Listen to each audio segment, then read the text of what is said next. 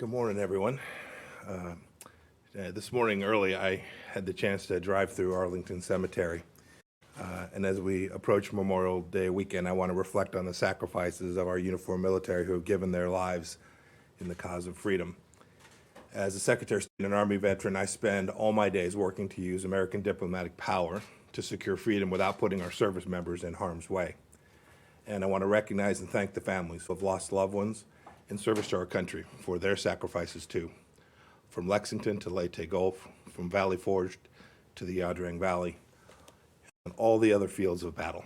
I hope every American will reflect on the exceptional nation for which these warriors fought and died so that we can live and enjoy the fruits of this great country. I want to begin today with a few observations on China because the media's focus on the current pandemic risks missing the bigger picture of the challenges presented by the Chinese Communist Party.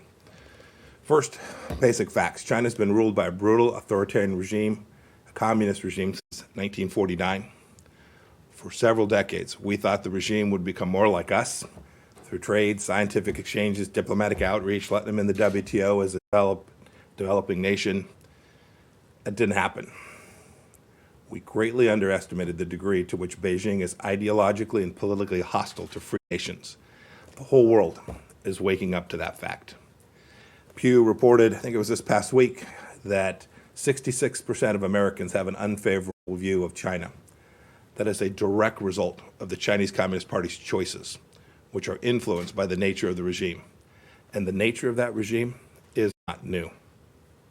Second point, on the bigger picture. The Chinese Communist Party's response to the COVID-19 outbreak in Wuhan have accelerated our more realistic understanding of communist China. The party chose to destroy live virus samples instead of sharing them or asking us to help secure them.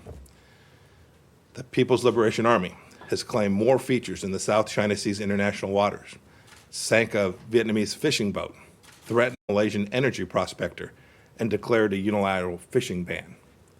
The United States condemns these unlawful acts. The Chinese Communist Party chose to threaten Australia with economic retribution for the simple act of asking for an independent inquiry into the origins of the virus. It's not right. We stand with Australia and the more than 120 nations now who have taken up the American call for an inquiry to the origins of the virus so we can understand what went wrong and save lives now and in the future. The Chinese Communist Party also chose to pressure the World Health Organization's Director General into excluding Taiwan from this week's World Health Assembly in Geneva. I understand that Dr. Tedros' unusually close ties to Beijing started long before this current pandemic, and that's deeply troubling. President Xi claimed this week that China's acted with openness, transparency, and responsibility. I wish it were so. It's been 142 days since doctors at Wuhan Central Hospital first started sharing information about a SARS-like virus. And yet, today, as we all sit here this morning, Beijing continues to deny investigators access to relevant facilities, to withhold live virus samples, to censor discussion of the pandemic within China, and much, much more. If the Chinese Communist Party wants to demonstrate real openness, real transparency, it could easily hold press conference like this very press conference and allow reporters to ask him anything that they would like. Third, China's contributions to fighting the pandemic are paltry compared to the costs that they have imposed on the world. This has cost roughly 90,000 American lives. More than 36 million Americans have lost their jobs since March.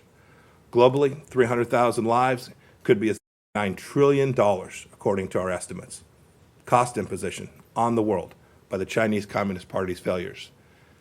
The United States has responded with about $10 billion to benefit the international response, everything from vaccine research to funding for preparedness efforts and humanitarian aid. That's compared to a promise of $2 billion from the Chinese. I look forward to seeing them fulfill that $2 billion commitment. Private American businesses too, nonprofits, charities, citizens have provided an additional $4.3 million from American donations to assist the world. There is no country that remotely rivals what the United States has done to help combat this terrible virus. And today I'm pleased to announce another $162 million in foreign assistance, bringing our total commitments dispersed to more than $1 billion since the outbreak began. And that's just what the State Department and USAID have done. In addition to that funding today, the State Department and USAID and the Inter-American Foundation are providing $100 million in assistance for the Venezuelans in need as well. This is what we do all around the world. We will help the world recover from this pandemic. And for a moment to Taiwan, I want to say congratulations to President Tsai on her inauguration. The democratic process in Taiwan has matured into a model for the world. Despite great pressure from outside, Taiwan demonstrated the wisdom of giving a people a voice and a choice. In Hong Kong, our decision on whether or not to identify Hong Kong as having a high degree of autonomy from China is still pending. We're closely watching what's going on there. This week, pro-democracy legislators were manhandled while trying to stop a procedural irregularity by pro-Beijing legislators. Leading Hong Kong activists like Martin Lee and Jimmy Lai were hauled into court. Actions like these make it more difficult to assess that Hong Kong remains highly autonomous from mainland China. We're also keeping a close eye on human rights, as we always do, pandemic or no pandemic. I was pleased that France arrested this weekend Félicien Kabuga, who is alleged to have played a key role in the Rwandan genocide. We're monitoring Burundi as voters there go to the polls today. I urge all sides to refrain from provocations and allow there to be an election with no violence, to let every citizen have the opportunity to exercise their democratic rights. Nicaragua, too. We're concerned about numerous credible reports of hospitals filling up and bodies being buried under cover of night, pointing to a much more severe situation than the regime is actually acknowledging. And we're concerned that individuals around the world, individuals including journalists, have been arrested and detained based on their public statements or activities regarding COVID-19. The United States condemns all such uses of the pandemic around the world as a pretext for repression. On to better news. Last week saw three huge diplomatic wins. I'd like to highlight them. First, last week, the United States shipped its first ever crude oil to Belarus. I traveled there a few months back, made the commitment that we would work on this project with them so they would be less dependent on crude oil from those who see the world a little bit differently. This deal will allow Belarus to diversify its supplies to go forward and take crude oil from free nations. We're the largest producer of oil and gas in the world. If nations want enhanced energy security and deals crafted with the respect for property rights and free enterprise and the rule of law, come talk to us. We'll get it done with you. Second, in Afghanistan, the United States welcomes the political settlement by President Ghani and Dr. Abdullah. We urge the two leaders to channel momentum generated by this positive outcome to speed up the government's entry into intra-Afghan negotiations. We need all sides, including the Taliban, to do their part to get into talks. We need violence reduced. We're working hard to meet the critical objective of getting peace and reconciliation inside of Afghanistan. Third, I'm really proud of the team here at the State Department and the Commerce Department, who worked hard to help bring Taiwan Semiconductor Manufacturing Corporation's new $12 billion investment for a new state-of-the-art chip foundry to Arizona. Microchips, integral to all our national security, will be made in America again. That deal was a piece of and an integral part of a string of accomplishments that we call the 5G national security trifecta, something we've been working on for some time. Last week, the United States closed a loophole Huawei had used to circumvent export controls by designing and producing semiconductors abroad. And third, the third part of the trifecta is something I've mentioned before, the 5G clean path.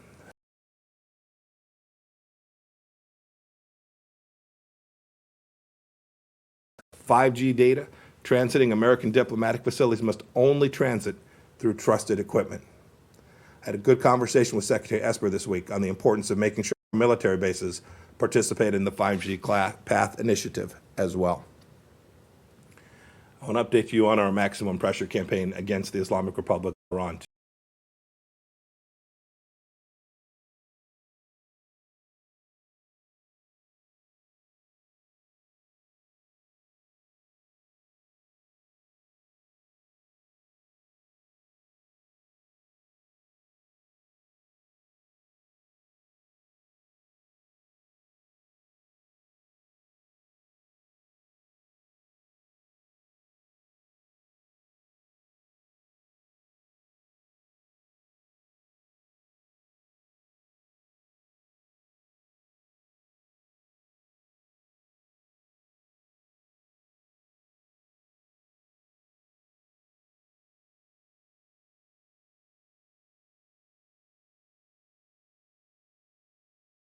elected Taiwan President Tsai Ing-wen a few hours ago inaugurated to continue her second term. We saw a video message from Deputy National Security Advisor Pottinger in Mandarin Chinese. And we saw the video message from Assistant Secretary Stilwell and your statement to congratulate Taiwan. My question for you is, how does the United States envision its relationship with Taiwan and Taiwan's global participation after WHO in the coming years? Separately, if I may, President Trump mentioned last week that the U.S. may cut off all relationship with China. Would you like to weigh in your thoughts? Should the United States ponder an official relationship with Taiwan based on shared values of democracy, religious freedom, and human rights? Thank you. So we congratulated the winner of the election there. We were happy to see that. My congratulations were in English, not Mandarin. It was the best that I could do. But we understand that the work that we have done there and comports with the history of the agreements between the United States and China is the right solution to maximize the stability there in the Straits. You know, the president talked about how we're going to respond, how he's beginning to think about responding to the calamity that has befallen the world as a result of the actions of the Chinese Communist Party. I don't want to get ahead of him in terms of talking about how the administration will respond to that, but you can already begin to see the outlines of it. I talked about this with our 5G national security trifecta. You can already see how we're beginning to work to make sure we get America first, that we get this foreign policy right, and that we respond to these risks that the Chinese Communist Party presents to the United States in an appropriate way. You saw yesterday, I think it was, or maybe it was the day before, the Department of Defense make announcements about work on rare earth minerals, so that, again, we wouldn't be dependent on a nation that has demonstrated its unreliability, its willingness to steal our intellectual property, all the things that, frankly, for decades, and this isn't remotely partisan, Democrat presidents, Republican presidents, all just turned the other way because of 1.5 billion people and the opportunity for enormous markets and this hope that engagement would lead to a change in the behavior of the Chinese Communist Party. It didn't happen, and President Trump has been incredibly serious about making sure that we do the right things for the American people. I know he'll continue to do it. We continue to work on this to develop an appropriate way to think about how we can get the Chinese Communist Party and China to behave in a way that's consistent with how we ask every nation to behave. Saeed, go ahead. Thank you, Morgan. Thank you, Mr. Secretary. Mr. Secretary, Hello, last night the Palestinian Authority President Mahmoud Abbas abrogated all agreements with Israel and the United States, including security coordination. Do you have any comment on that? And would you also comment on the process or the progress of annexation per the announcement by Mr. Netanyahu that he will do so on July 1? Thank you, sir. Yeah, sure. So we note the announcement by Abbas. I was in communication today with our teams there. We hope that the security arrangements will continue to be in place, that the work that's done on the ground there to keep people in Israel and Palestinians safe will continue. So I'm not exactly sure what to make of his statement, but I regret that he's decided to abrogate these agreements. We laid out a very clear vision for how peace could be brought. We asked simply for this. We asked the Israelis and the Palestinians to agree that that would be the basis for negotiations between them. The Israelis have accepted that. The Palestinians have continued to refuse to just simply sit down and enter into negotiation based on President Trump's vision for peace there. We know that vision for peace will lead to better lives for the Palestinian people. It acknowledges that in a very clear and unambiguous way. We hope that the leadership in the Palestinian Authority will see that that's in their people's best interest and that we can move out in that way according to the vision that was laid out. The last thing to say is I was in Israel last week. We had conversations about how we can move this vision for peace forward, and we're going to continue to work with all the parties involved to try to get that ultimate outcome. You can see how the Middle East has changed. You can see how you now have the most anti-Semitic country in the world, the Islamic Republic of Iran, pitted against Arab nations in Israel who understand that the great threat in the Middle East is very different than it may have been decades ago. That threat now emanates from Iran, and you can see these other nations working together to ensure that we take down risk throughout the Middle East, and the president's vision for peace there is an important component of that. Has anyone spoken to the Palestinians, sir? I don't have anything to say on that. Thank you. Go ahead, Rich. Hi, Rich. Several Senate Republicans say they want a specific explanation as to why the administration fired the Inspector General here. Senator Grassley says an expression of lost confidence without further explanation is not sufficient to fulfill the requirements of the IG Reform Act. Will you provide Congress a more detailed explanation on why you recommended the firing to the president? And will the State Department make the House Foreign Affairs Committee deadline for documents this Friday at 5? So there's been lots of discussion about this. I've read a number of reports. Let me say three things. First, the president has the unilateral right to choose who he wants to be his inspector general at every agency in the federal government. They are presidentially confirmed positions, and those persons, just like all of us, serve at the pleasure of the President of the United States. In this case, I recommended to the president that Steve Linick be terminated. I frankly should have done it some time ago. I think I gotta get you out, sir. I'm happy to take one more. Okay, Barbara, go ahead. So you have said, sir, that Mr. Linick was undermining the department's mission. What exactly does that mean? Can you give us examples? Even the president doesn't know what that means. He says he didn't really know about the guy before you mentioned it. So what specifically has Mr. Linick done? Yeah, unlike others, I don't talk about personnel matters. I don't leak to y'all.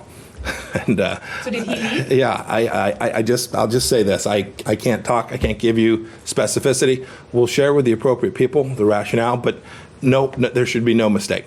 He's an accountability official. Is it a secret as to why he was fired? May I answer the question, if you will? I appreciate the question. Let's be clear. There are claims that this was for retaliation, for some investigation that the Inspector General's office here was engaged in. It's patently false. I have no sense of what investigations were taking place inside the Inspector General's office. Couldn't possibly have retaliated for all the things. I've seen the various stories that like someone was walking my dog to sell arms to my dry cleaner. I mean, it's all just crazy. It's all crazy stuff. Sir. So I didn't have access to that information, so I couldn't possibly have retaliated. It would have been impossible. There's one exception. I was asked a series of questions in writing. I responded to those questions with respect to a particular investigation that was sometime earlier this year, as best I can recall. Responded to those questions. I don't know the scope. I don't know the nature of that investigation other than what I would have seen from the nature of the questions that I was presented. I did what was right. I don't know if that investigation is continuing. I don't know if that investigation has been closed out. I don't have any sense of that. Again, it's not possible that further have been retaliation. Here's the last thing to think about as you see these stories that have been leaked to you all, right, to the press. This is all coming through the office of Senator Menendez. I don't get my ethics guidance from a man who was criminally prosecuted, case number 15-155 in New Jersey Federal District Court. A man for whom his Senate colleagues, bipartisan, said basically that he was taking bribes. That's not someone who I look to for ethics guidance. And so I'll continue to do the right thing to make sure the State Department is served by every employee, including our Inspector General. And we'll make sure the State Department continues to deliver on behalf of the American people. Congressman Engel, what about the House Foreign Affairs Committee? Thank you all. Chair? Everybody have a great day and a wonderful Senator Memorial Day Grassley. weekend, too. So long. Could we ask a question about the Saudi arms emergency declaration, though?